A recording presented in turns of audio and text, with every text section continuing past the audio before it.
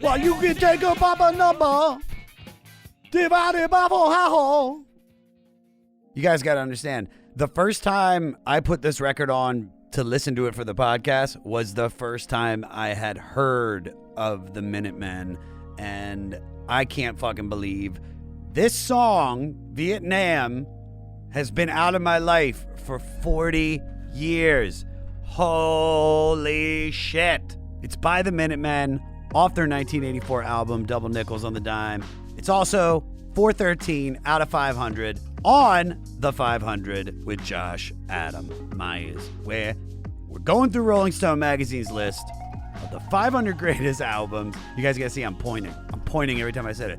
Going through the 500 albums. 501. Fleece Army.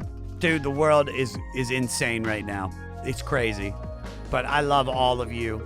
And I know if you're like me, you are just sitting in the pocket, maybe in the cut, listening to the albums, smoking a joint, maybe taking mushrooms. It's fine if you do. You can do DMT too. I've never done it, but I just need to find a shaman, and then it's off to the races, everybody. So this record is one that I am embarrassed to say that I had no idea how good it was going to be. And to absorb this record, to really, really dig into it, it's just so different. And it was so nice for this record to come out at the right moment. And guess what? The guest of this knows the band, knows all. This is like, you talk about how shit like comes together. It really comes together.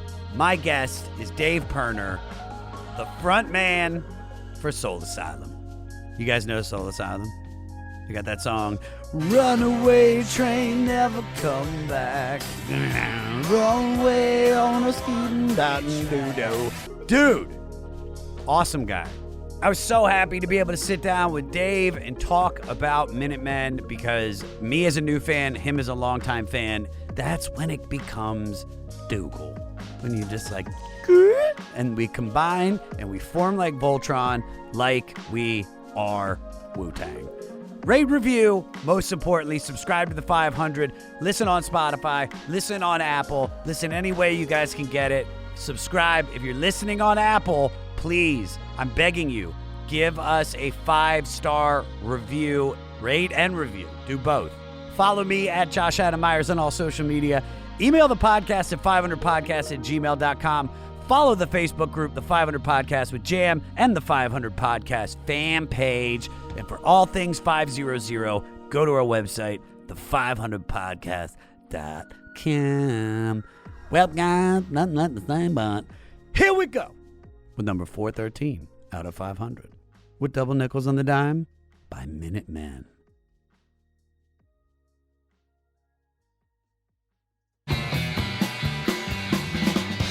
Oh, Dave Pirner. You know what? This is why I love doing this over Zoom too, is just to see you doing a little skibbity boop bop. Oh, that shit was. People stare at me, so it's. I mean, I had to groove along with that beautiful rendition. I like the lyrics; I think are excellent. Of Corona, which I'm telling, this is. There's always been so much discovery in the 84 records that I've done so far on this podcast. But when I found out that the Minutemen wrote the theme song to Jackass, it completely it stopped me in my tracks, and I was like, "No way! Oh my God! It's just wait. There's more to it than just the opening. It's one of those things that was just like a little Easter egg nugget that I loved." Tell me about, though, your history with the Minutemen, because you're a fan of them. You know, you were a punk rocker with Soul Asylum, everything. It's like tell me about your relationship with the band Minutemen. Well, I think I was a typical punk rock kid in Minneapolis. The first time I saw them was at a place called Goofy's, which had a strip club on the first floor. And I believe the bill was Black Flag, the Minutemen, and I want to say White Cross was on the bill, but I'm not positive of that. Anyways, the Minutemen just kind of blew my brain out. And, It was we were young, and they were incredible. I remember the set vividly, especially when Deebu's guitar broke. He just did a crazy dance, and that was pretty awesome. I think by and by we ended up on bills with the Minutemen, and Watt's very forthcoming. Also, Husker Du was on SST, and so were the Meat Puppets and the Minutemen.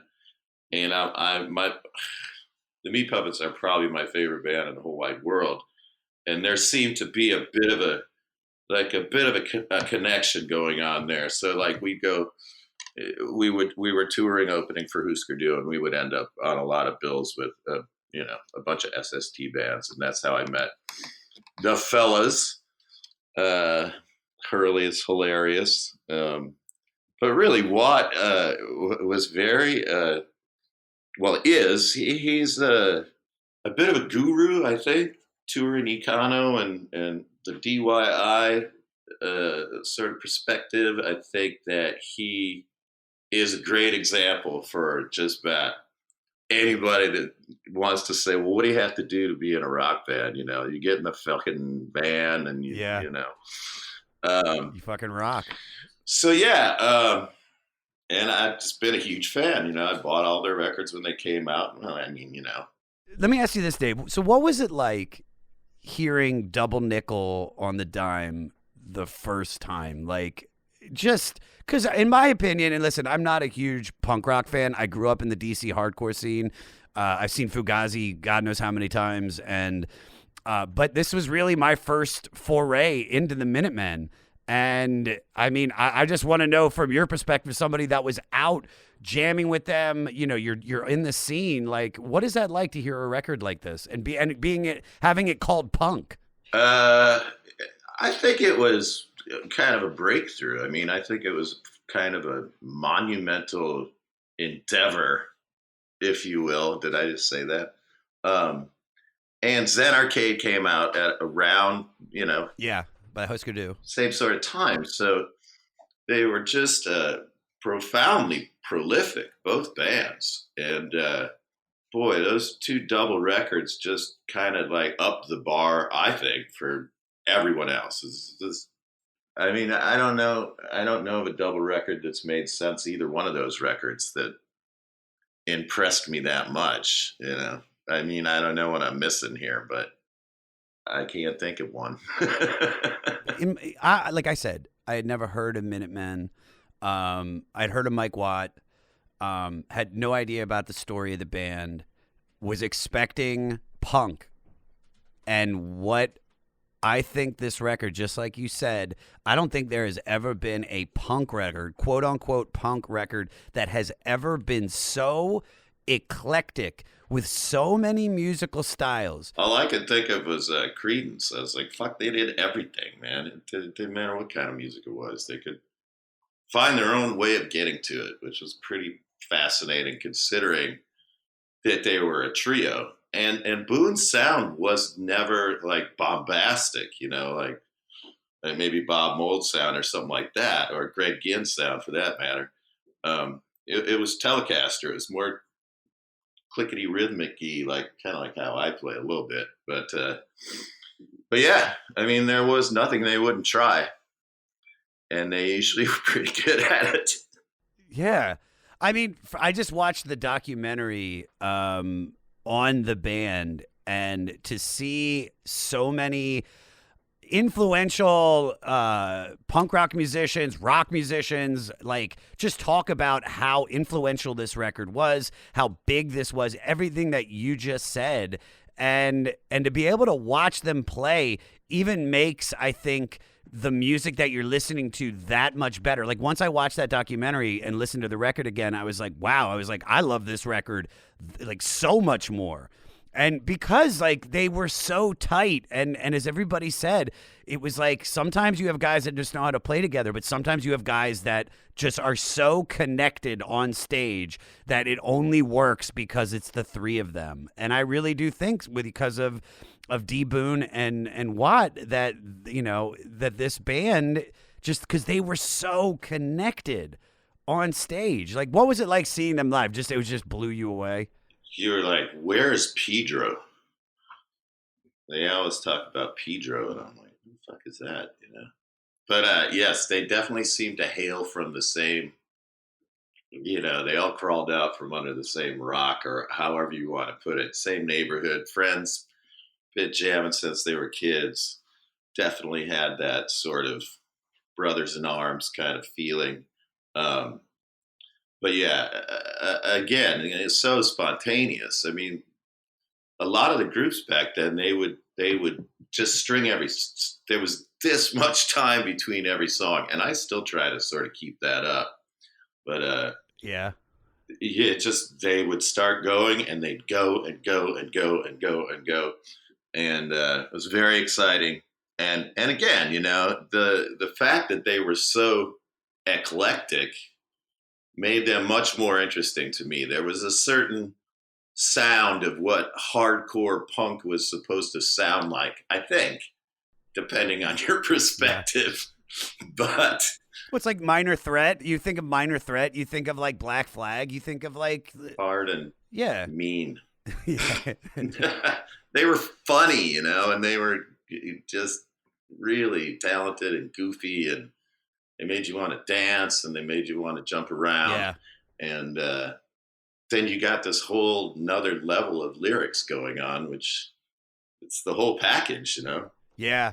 So it's funny that you said about not being funny. Like I was watching the documentary, and they have D Boon like dancing, but he's wearing like women's orthopedic shoes, and like they didn't fit that like punk rock look. Like they look like, like regular dudes. Like there's no, if I saw that picture, I would be like, yeah, they're probably like in maybe like a country outfit. You know what I mean? Kind of maybe, alternative rock, but I never would have even considered punk rock from just the picture of them. Maybe Hurley a little bit. They're just very versatile and just a joy. They brought a certain amount of joy to we're all mean and angry punk rockers.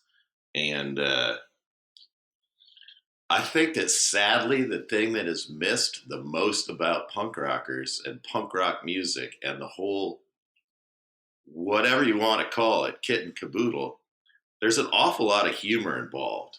And when people see these dead serious dudes, I mean, I probably look like I'm pretty serious sometimes on stage, but I like to have a laugh as much as the next guy. And there was a lot of really funny stuff going on, and it was absurd in a way too that made it new and dangerous and weird. Just people, expressing themselves in a rock band in ways that you just kind of were like, wow, I didn't know you could do that on stage, So it's kind of an anything goes kind of thing, and I suppose there's a whole nother side to punk rock that is rules and outfits, and everything has to be such a way. And, the Minutemen flew in the face of all that. Thank God, They were more punk rock than anyone, actually. I think punk rock is by going against the norm. You drive your own van, and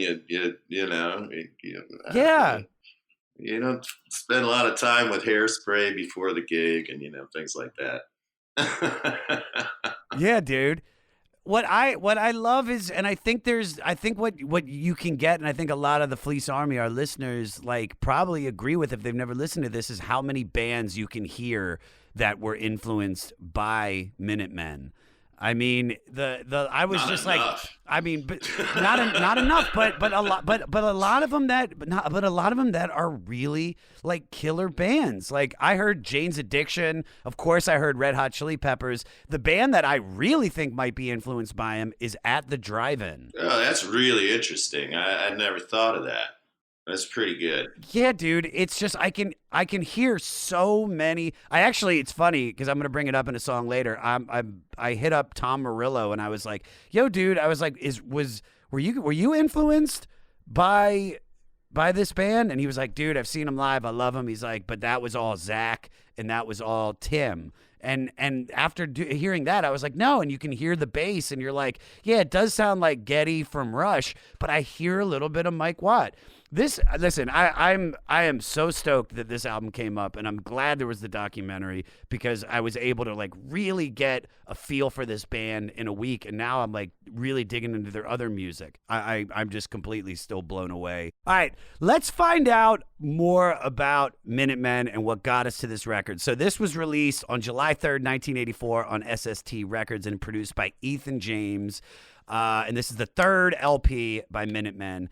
And so basically, D. Boone and Mike Watt met when they were 13 in their hometown of San Pedro, a Los Angeles port city.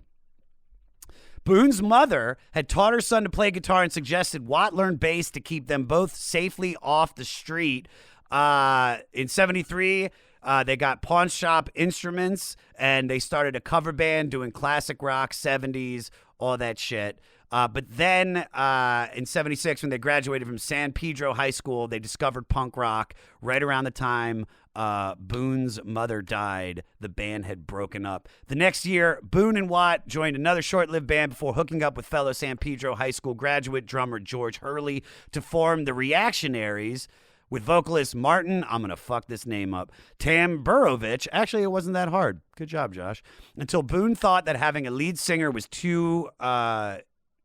I can't read this word. Bourgeois? Bougie? Bougie?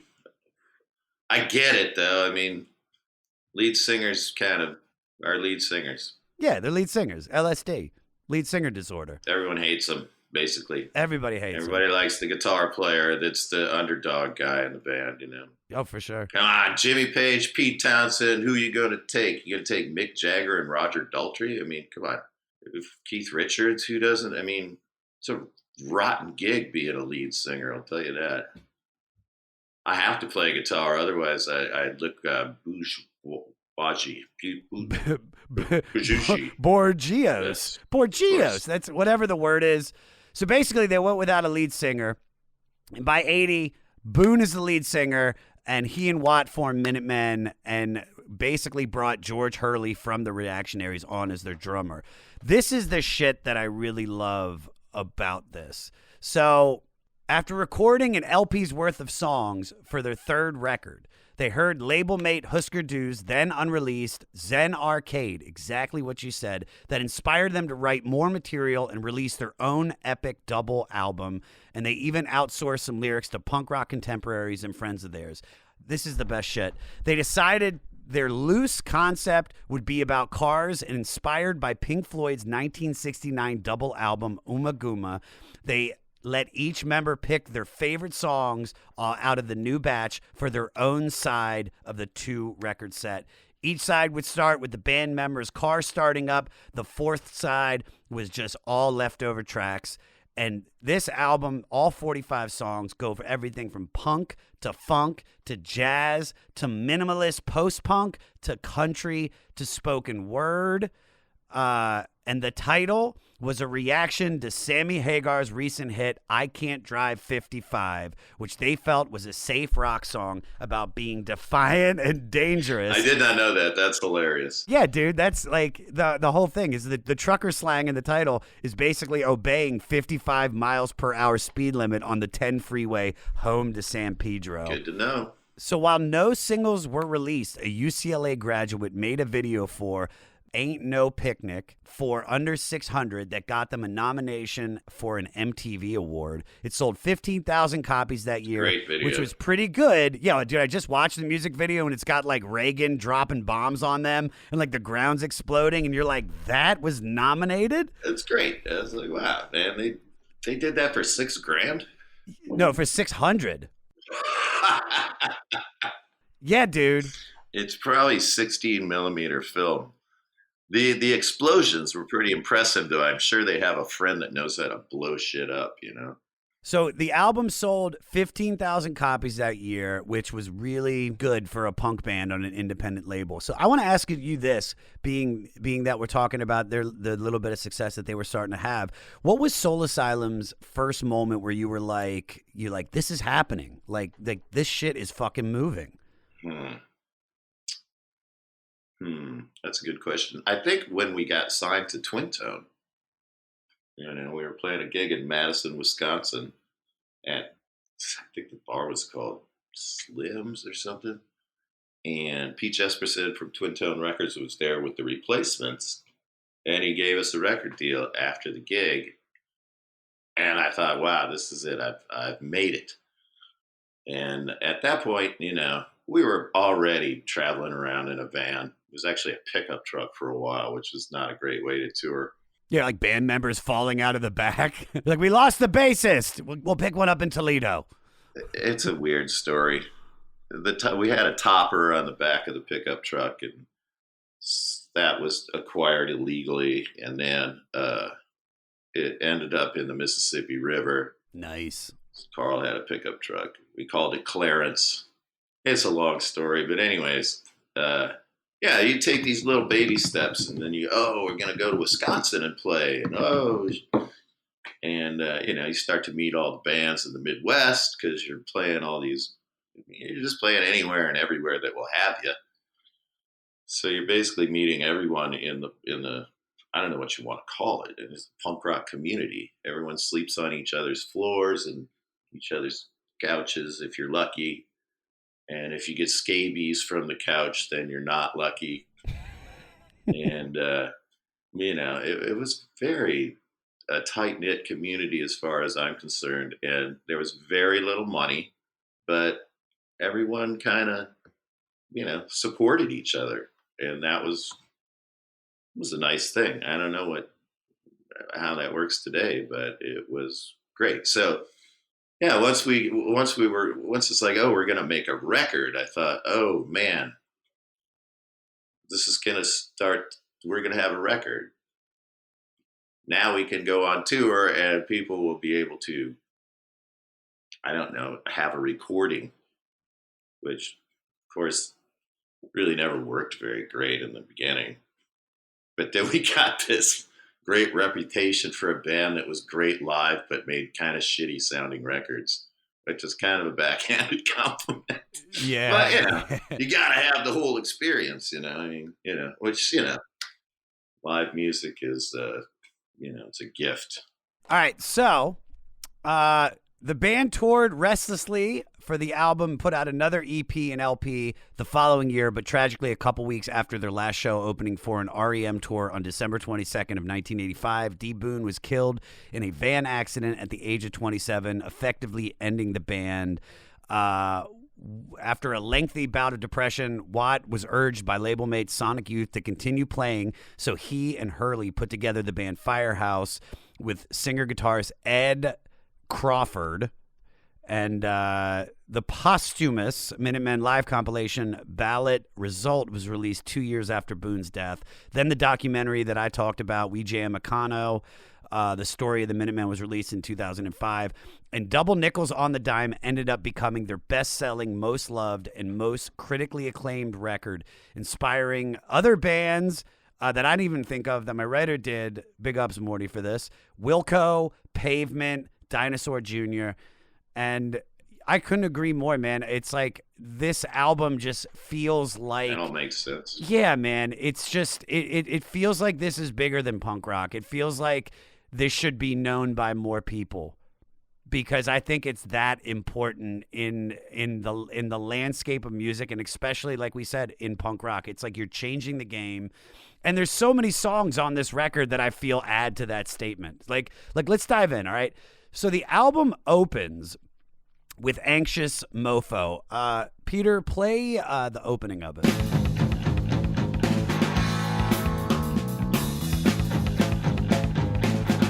Cheers is a heart attack! Makes it feel this way. The first thing I heard and noticed about this was the bass, and immediately I thought to myself, did Red Hot Chili Peppers steal this sound? Wow.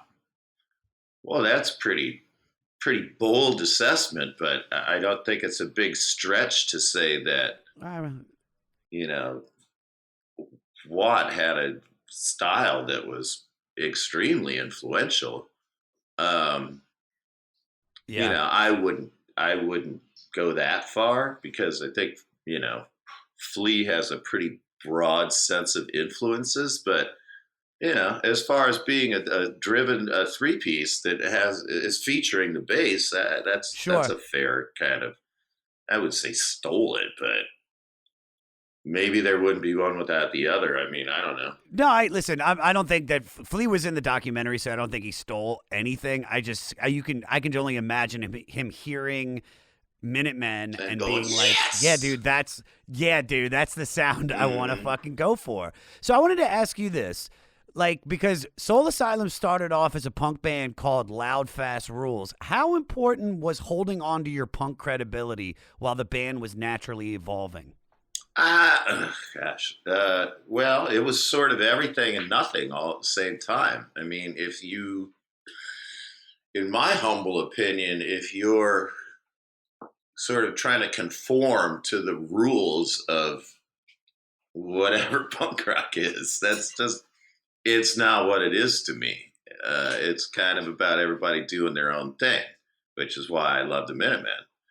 And to me, the bands that were interesting and influential were kind of, I mean, it sounds kind of strange, but they were kind of going against the grain a little bit, just as far as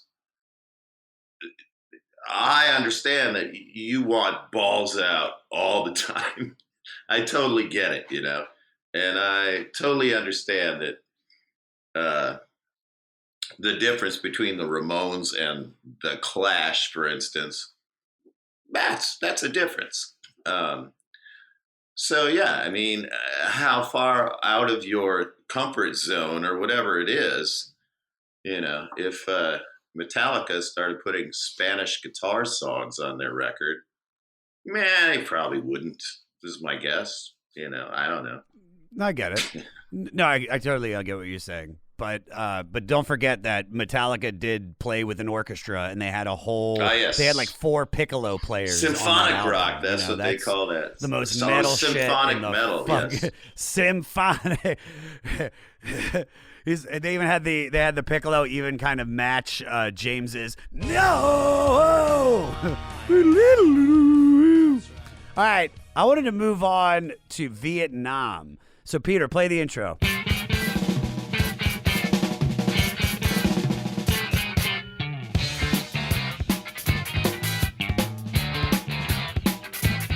All right, so this might be one of my favorite starts to any song ever. It's hot. It's hot, That's man. that's hotter than a chili pepper. Yes. I don't mean the band either. All right. That's hot. So Boone's ardent leftist political leanings are reflected in this post-Vietnam War protest song that remarks about the percentage of U.S. soldiers that died there over the 10-year war. Which is, to me, when I start reading all of this stuff, like, I know that punk bands have a message. A lot of them do lean political. But in such a fun song like this, to be talking about such heavy shit, it's a perfect dichotomy where you're like, you don't realize you're getting this information over top of this funk song, which is fantastic. Well, I mean, a prime motivator for me has always been that you can sort of have your music and sort of learn something from it, or at least, not listen to 30 songs about, you know, sex or dancing or something. Sure. So that was always a big deal for me. And they were very good at it. So I had a question for you because you played at the request of then President Bill Clinton twice. Do you ever regret being aligned with any political affiliation or? No, I mean, that's the only one where we got invited, to play at the White House or whatever. But no, I mean, at the time, I supported. I mean, he's still relatively good compared to a lot of other things. Sure. I mean, so no, I don't, and I don't endorse anyone that I don't, support. Yeah. So What was Bill like? it's funny. My roommate just asked me that yesterday, and I said, well, it's like meeting Jay Leno or David Letterman. He's a people pleaser. He's super friendly, nice, looks you right in the eye, kind of thing, and very accommodating. And we made jokes, and it was funny. I mean, it felt casual. He made us feel comfortable. Let's put it that way. Yeah. There was no wow, these guys are the wrong element or something. They're dangerous. It was more like, oh, Chelsea likes your band, and like, oh, and I'm like, oh, the lawn looks a little. I just mowed my lawn today, and I mowed lawns for 15 years when I was a kid. I started when I was 14. So I looked at the White House lawn and I went, looks like it needs a little trim, Bill. And he's like, gosh, I'll have to get my people on that. And I'm like, man, take care of that lawn. It was very casual. And I said, you want to jam? Oh, because he's a sax player. That'd have been funny. Then I could play I Jammed with the President. I could say it. He's probably more of a Kenny G dude, right? He's not doing any Ornette Coleman type. I don't know, shit. man. I mean, if I had to say, I'd say he's kind of a Clarence Clemens guy, but Ooh. he's older than that. He's probably his sax playing from a child is probably all jazz cats. For sure, dude. He's not an idiot. The way that I got you with At the Drive-In, you just got me with Clarence Clemens. That's the trade-off that we have, where I'm just like, yeah, dude, I think you just nailed it. All right, the next song I want to talk about is shit from an old notebook. So this has random stream of consciousness lines about anti-commercialism before launching into the longest guitar solo on the album. Peter, do you have that? Let yourself be heard!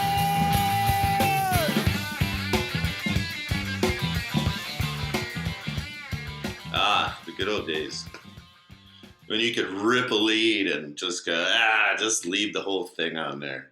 You think about long guitar solos as being sort of like a dinosaur rock thing, or like Leonard Skinner or something, like whatever. I personally love to play guitar solos, but I never get to play them because I'm not the lead guitarist.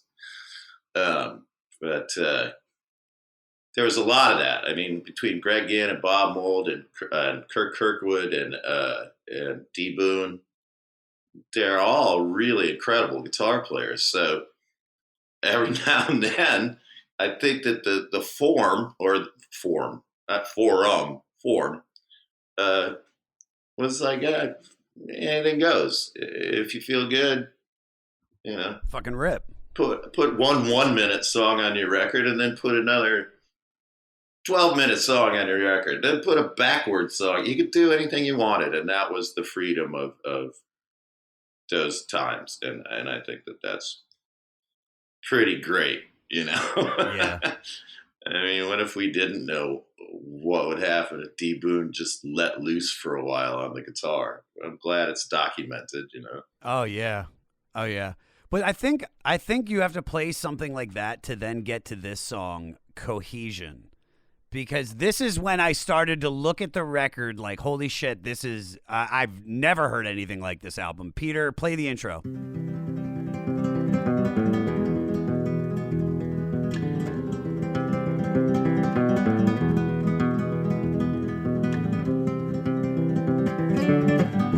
So when this came on, I was like, did I accidentally start playing the movie Babel's soundtrack? Because this sounds like something from the Motorcycle Diaries. And I think that's why this album is so good, because you can put this in the middle of the first, side of the record or whatever, and it just still flows with it. Yeah. I mean, that's the beauty of, it's the beauty of the band, and it's the beauty of the, fuck you part of punk rock that is like, I like it. Do you like it? Yep. Okay, fine. Let's put it on a record.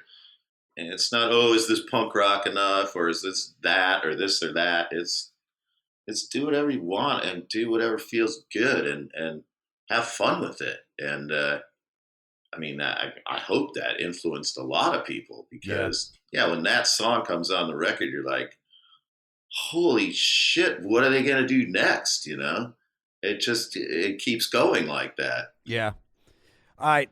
The next one I want to talk about is one reporter's opinion. So it starts off with this intro of some like loose, jazzy noodling, and then the band snaps into their like funky, just unbelievable zone. Peter, play the opening line. What could be romantic to Mike White? He's only a skeleton. His body the series of points. No high, lang, or width. So this was when I knew how close D Boon and Mike Watt were, because this is just a song of him riffing on and shitting all over Mike Watt. I was looking at the lyrics and he's like, he's only skeleton. He's a stop sign. My favorite part is his body is a series of points. That's pretty great. If you can give your best buddy shit in a song, it's pretty awesome. You know? I don't think I ever got that far. You know, that's pretty good. That's different than, you know, two different bands having a beef. That's two guys working it out in their lyrics. It's hilarious. And that, you know, the honesty factor is always intact with the Minutemen. I mean, it never feels insincere. Yeah. And, you know, that's kind of funny. And there's real love. It's like, I'm going to talk about this with Mike next week, is that I have a friend that passed away in 2012 that my friend Angelo Bowers, that was like a comic and I was so connected to. And it's like just the way that he stopped playing. He was like, nope. And I'm going to dedicate everything I do from this point on to D Boon, is the same thing that I've been doing with everything in my career, with the goddamn Comedy Jam, my TV show and live series. And then I'm doing this because I Angelo knew so much about music, and so I want to like honor him. And this is the shit that he would do to me, just shit all over me. You know, he would when I was like 30 years old, when I really started becoming friends with him, we would be walking around magazine stores and he'd see a magazine cover with like Kirk Douglas on it and be like, "Hey Josh, that's you." So I mean, that's like real friendship shit. Like if you're not shitting on your friends, then you're not really friends. I concur. Thank you. Should hear the rapport between me and my roommate, who plays in a band called Run Westy Run. And they were on SST for a little while, actually.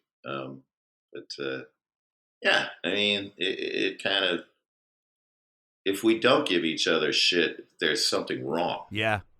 Oh, and for sure. Ultimately, I'm trying to make him laugh, you know? So I can insult him all day long until he laughs, and then, you know, he'll get me back. Yeah, there's no question about that. It's the best. It's the best. It's like you should hear me and my producer Jeremiah talk about each other. It's like that's all I do is shit on him. The next one I want to talk about is political song for Michael Jackson to sing. So Mike Watt wrote this swipe at other punk bands that use political statements and posturing for attention, but were ignorant of the actual meanings of them. And so Watt was also semi-serious about writing it for Michael Jackson and even sent a cassette of it to Jackson's management. But they also knew that in 1984, anything with Michael Jackson's name on it would get attention, which it did on college radio. I hadn't thought of that angle. So when you sing a song about Bob Dylan, like you'll get... Yeah, dude. That had not occurred to me. So one of the things that, you know, I heard immediately was, I feel like the Eagles of death metal. Well, here, I'll play it for you, and then you tell me what you think. All right, so Peter, play the clip of this song.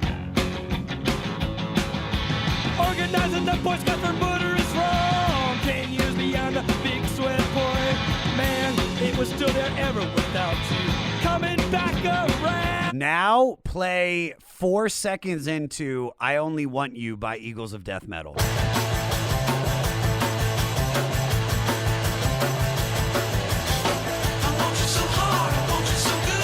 Yeah, it sounds like Precious by the Pretenders. That's what it sounds like to me. They are all in bed with one another, and there's nothing wrong with that because I fuck with all three of those songs. Beating two chords, you can't go wrong with you beating can't go two wrong. chords. I mean, let me ask you a question, because being that this song is political, you wrote a political song, Black Gold, about the relationship between America and Iraq for, what was it, 1992's Grave Dancers Union, and you still play it at shows.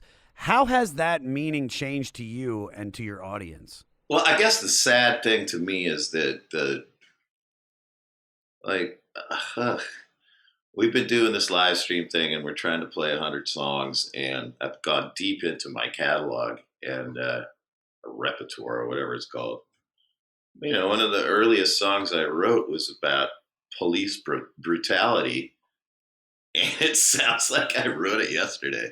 So, you know, Black Gold, that shit hasn't changed. I mean, that's the sad part about it, you know. And as a matter of fact, in the song Black Gold, there's an instrumental section, and the LA riots were going on, and we were recording in New York. So we put some sound effects from the TV playing live LA riot shit on the track. And today I just watched a National Geographic thing about the Rodney King situation, and it's like a day hasn't passed. It looks like the streets of Minneapolis recently, and that to me is sad. I mean, I suppose I'm trying to call attention to something that most of the political or socio-political songs that I've written haven't. You know, I sang a song about Native American Indians the other day that I wrote 20 years ago, and it just sounds like today. It's weird, you know. I don't know if it's disappointing but I mean, I can't keep writing the same song, you know. So I wrote a song about religion and religious television on my first record, and I'm a pretty angry young man at that point, but I don't need to revisit that. Yeah. I think I nailed it when I was 20 or not 18 or whatever. Well, history repeats itself, man. And so, you know, there's a revolution and a war one year. There'll probably be another one 15, 20 years down the road. The big song on this record, which I think is probably the most well-known, is the next one I want to talk about. It's Corona. Just play the intro, bro.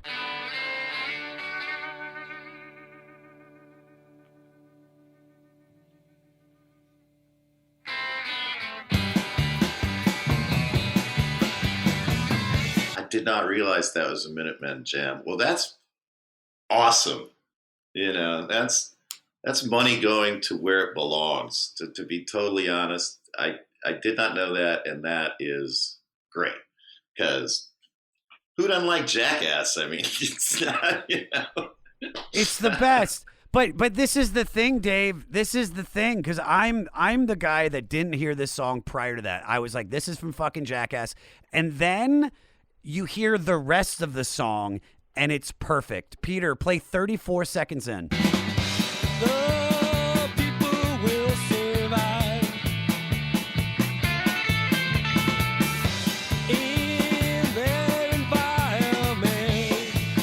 This song's about the poverty in Mexico after the band were down there drinking Coronas on the beach, and they watched an elderly lady picking up their empty bottles for the refund. So it's a lot deeper than just guys getting kicked in the nuts, and it's fucking beautiful. Now, your music and voice has been utilized successfully on Backbeat, different soundtracks, and Soul Asylum has had a few songs in a bunch of Kevin Smith movies too. So have you ever turned down the use of your music in anything? Yeah, I have. I mean, it's hard for me to remember, because I was just like, what is it? Nah. You know, you just kind of blow it off. You're like, I don't care how much it pays. I ain't doing that. And I wish I could remember what it was. But most of my experiences with that have been good. You know, the first thing you want to know is, are they making fun of the song? And then you kind of, is it a nostalgia trip? You know, is it this? Is it that? It's Always Sunny in Philadelphia. I'm like, I don't even know what that is. It's a comedy. And I like just recently saw the scene, and it's pretty funny where they use one of my songs. So I love movies and I love comedy, and Yeah. I have never been in a situation other than I didn't want to have my picture taken with Jesse Ventura, and I just didn't know why. I just didn't want to. But it's not that hard for me to say no. I mean, so uh, and then there was an opportunity to sort of, you could make a whole lot of money if you sold your publishing to a company that will use it however they see fit.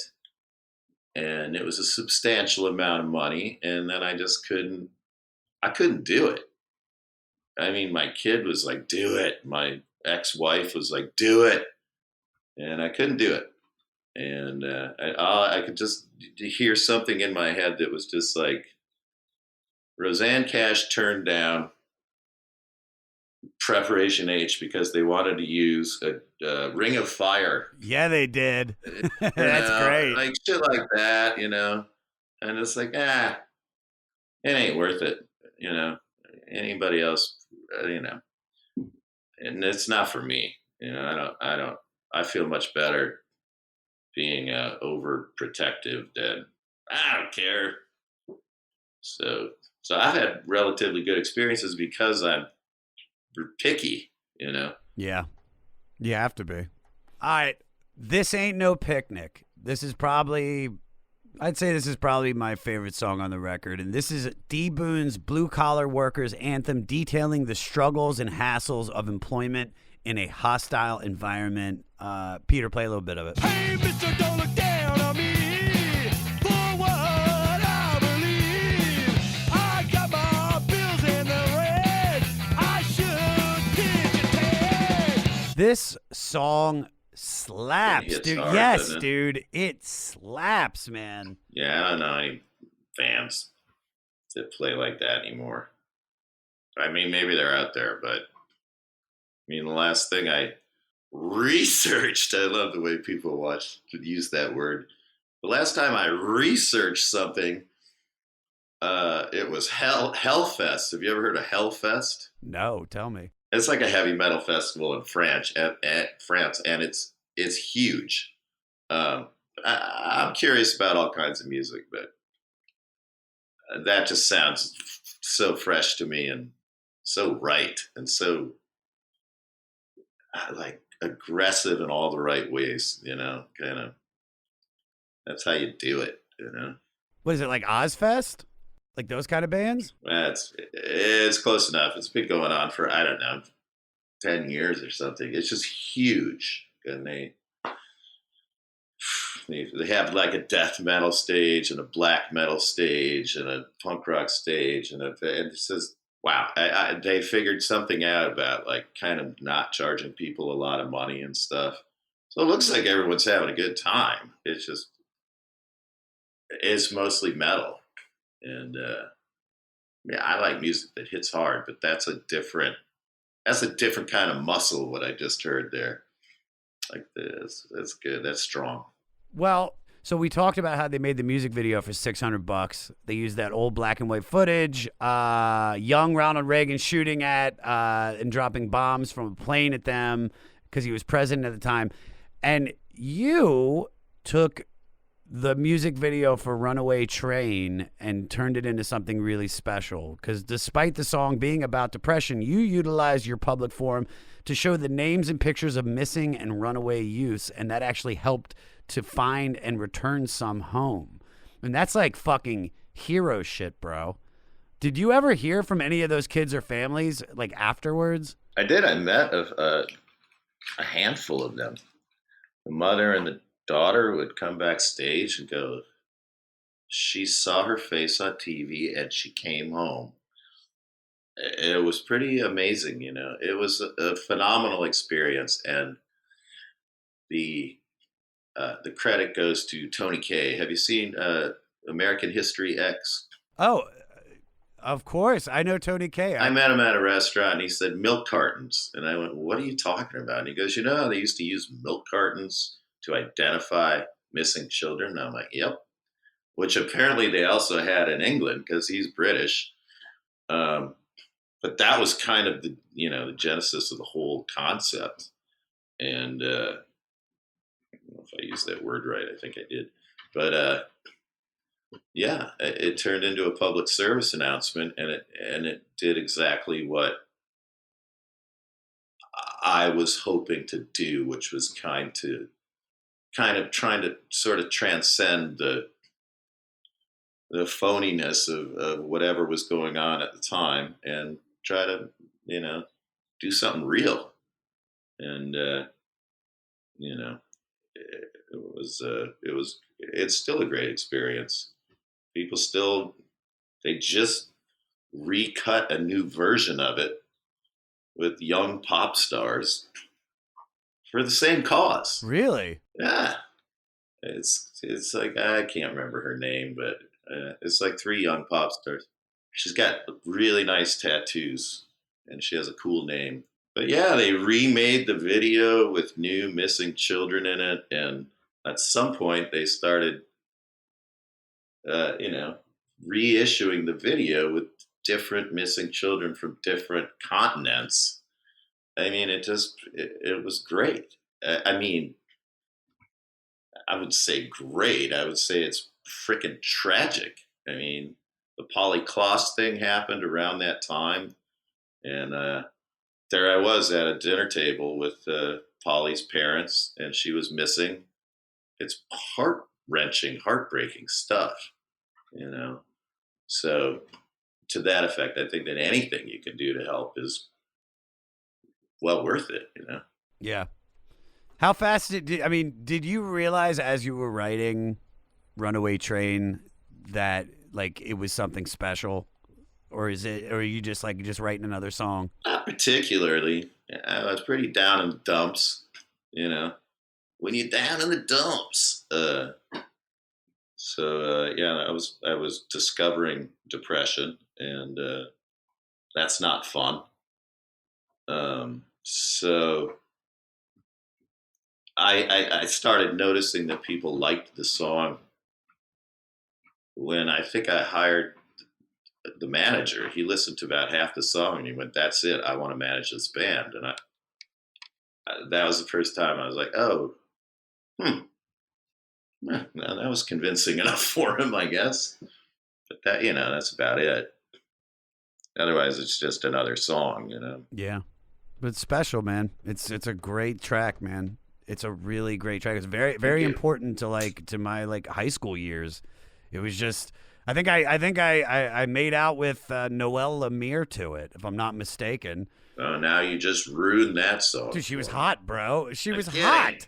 Dude, Noelle, baby, if you out there, girl, I'm single. All right. Because of lack of time, there are so many songs on this record that are fucking incredible. History Lesson Part 2, The Glory of Man. I mean, I could go on and on because this record is so great, but let's just dive right into facts, all right? You want to do some facts and get out of here? Yeah, I don't know what that means, but sure. These are the facts. These are the... All right, we don't have much time. Minutemen's first show was with punk legends Black Flag, who they also co-headlined a tour with before this album. Mike Watt went on to marry their bass player, Kira Rossler, in 1987. What was the greatest or most memorable show you ever played, bro? Gosh, I don't know. I mean, it's most important for me to get certain shows right. And it doesn't really matter. It kind of matters how often I played the club. So, we just played at Cabaret Metro in Chicago, and we hadn't played there for a while. And I was like, Dave, do not fuck this up. But our tour got cut short because of the virus. And we had a good show in New York. And we had a good show in Minneapolis. We had a good show in Chicago. And we had a good show in LA. And tour was almost over, but they were all, I think, my favorite shows. I mean, I am remembering playing Roskilde Festival in Holland, and they had what we call an ego ramp. Yeah. Ramp that goes out into the crowd. Oh, yeah. I didn't know it was called an ego ramp. Well, that's what we call it. And we were not cordless, so I too have a song where I get to play a lead that could go on for a while, or I had one, and so I'm like, I'm going out there, man. I'm going to go out on the ego ramp, out into the crowd, and rip a lead. And I get out there and I'm ready to rip a lead, and the guitar comes unplugged, and I'm just standing there with my pants down. You remember shit like that. I don't know. There's a lot of shows. I just hope we don't suck pretty much most of the time. But my life got a whole lot easier when I found Michael Bland, our drummer, or when he found me. It was a game changer. So you're only as good as your drummer. I totally believe that, and I'm a very lucky man to that effect. All right. Their name was thought to be a play on how short their songs were, but it was really a swipe at similarly named right-wing militia groups. So I wanted to ask you, how did you guys come up with the name Soul Asylum? It was a song. It was kind of more of a poem, but I made a song out of it, and the song was kind of But I think the nature of the song was kind of trying to understand where music comes from, I think. And I just sort of put the two words together, and the band's name was Loud Fast Rules. And I just thought, this is not going to go anywhere because it feels too constricting. So we wanted something that was more, I guess, open-ended. And that's what we decided on after considering some really bad ideas. Whoa, wait. What were the other ones? Give me a couple of the shit ones. I don't know, man. Nipple rings. Rug burn, just nipple ring, whatever, yeah. The replacements were going to be called Dog Breath, which I still think is a pretty funny name for a rock band. I don't know if that's a jab at dogs because, my dog Lekka's got incredible breath. I give her bones every day so it fixes her teeth, but I'm just letting you... You live a perfect life, man. Dude, I just took her to the vet today. Last dog I saw was an old pug, and that breath was not good. Isn't it funny that when you meet a dog, you kind of have to smell him too? Or is that just me? Is that my weird thing? Oh no, they're smelling you, They're smelling you, they're tasting you, licking you, Right on. Dude, this was so much fun, buddy. I really appreciate you taking time out to talk with us. Thank you. I appreciate it, man. It's fun.